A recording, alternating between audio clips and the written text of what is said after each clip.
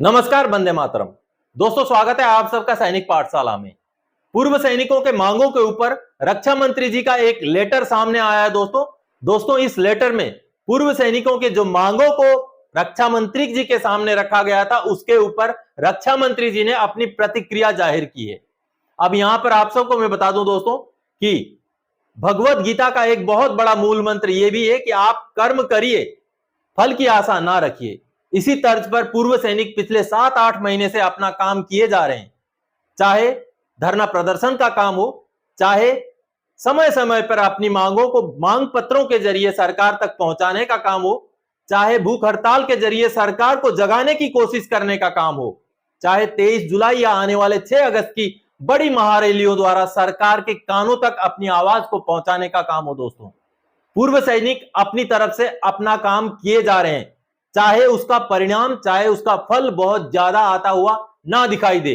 बिल्कुल भगवत गीता के उसी महामंत्र, उसी मूल मंत्र के तर्ज पर पूर्व सैनिकों के ये काम है कि काम किए जाओ, फल की आशा ना करो। लेकिन आज जो मैं आपको एक लेटर दिखाऊंगा दोस्तों, जो कि रक्षा मंत्री जी ने लिखा है, और वो लेटर लिखा है पूर्व सैनिकों का ऐसा ही एक काम जिसके जवाब के स्वरूप आज से लगभग एक हफ्ते पहले बागपत जिले की एक पूर्व सैनिकों की दल रक्षा मंत्री जी के पास गई थी अपनी मांगों को, अपना ज्ञापन को सौंपने के लिए। जिस टीम को, जिस दल को अगुवाई किया था डॉक्टर सत्यपाल सिंह जी ने, जो कि एमपी हैं बागपत के। अब उनकी अगुवाई में जो टीम वहां गई थी, उन्होंने माननीय रक्षा मंत्री जी के सामने कई सारे मांगे रखे थे। दोस्तों, वो मांगे ओआरओपी की विसंगतियों से जुड़ी हुई थी। वो मांगे ओआरओपी की विसंगतियों के ऊपर जो वन मैन जुडिशियल कमेटी की रिपोर्ट थी, उसको लागू कराने से जुड़ी हुई थी।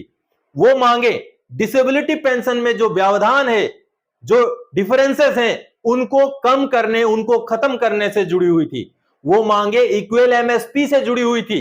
वो मांगे फिटमेंट फैक्टर से जुड़ी हुई थी, फैमिली पेंशनर से के जो पेंशन में कमी है उससे जुड़ी हुई थी।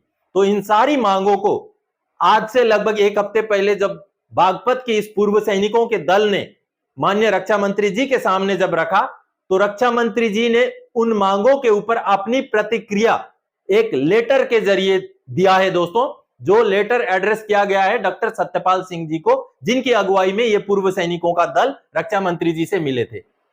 अब दोस्तों, आप सबको बता दूं कि 20 जुलाई 2023 को सरकार ने 13 मुद्दों के ऊपर अपनी प्रतिक्रिया दी थी।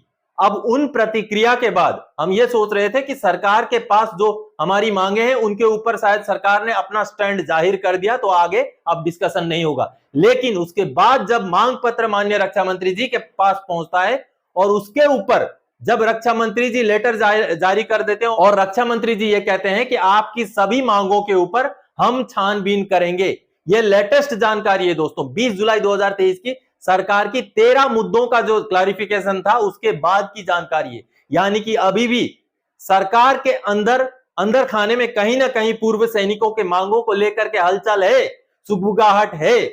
तभी माननीय रक्षा मंत्री जी ने 20 जुलाई के लेटर जारी करने के बाद भी यह लेटर जारी किया और उन्होंने कहा कि उसके ऊपर वो विचार विमर्श, उसके ऊपर वो छानबीन कर रहे हैं। चलिए दोस्तों, माननीय रक्षा मंत्री जी का 27 जुलाई 2023 का वो लेटर जिसके बारे में मैं बोल रहा हूं, उसको आपको दिखाता हूं, उसको देखते हैं पहले। अब दोस्तों, ये जो लेटर देख पा रहे हैं, राजनाथ सिंह जी द्वारा लिखा गया लेटर है, जो कि रक्षा मंत्री है भारत के। 27 जुलाई 2023 का लेटर है और ये लेटर लिखा गया है डॉक्टर सत्यपाल सिंह जी को। अब दोस्तों, इस लेटर में रक्षा मंत्री ने जो बातें कही है, देखिए, आपका दिनांक 18 जुलाई 2023 का पत्र प्राप्त हुआ, जिसके साथ एडवोकेट गजेंद्र सिंह, महासचिव जिला पूर्व सैनिक समिति बागपत का अभ्यावेदन संलग्न है, जो युद्ध में शहीद सैनिकों की विधवाओं, दिव्यांग एवं पूर्व सैनिकों की विभिन्न मांगों के संबंध में है। उपर्युक्त मामलों की जांच कराई जा रही है। अब दोस्तों, ये 27 जुलाई की स्थिति है, यानी कि 20 जुलाई का जो सरकार का लेटर आया था, उसके बाद भी सरकार अगर इन मांगों के ऊपर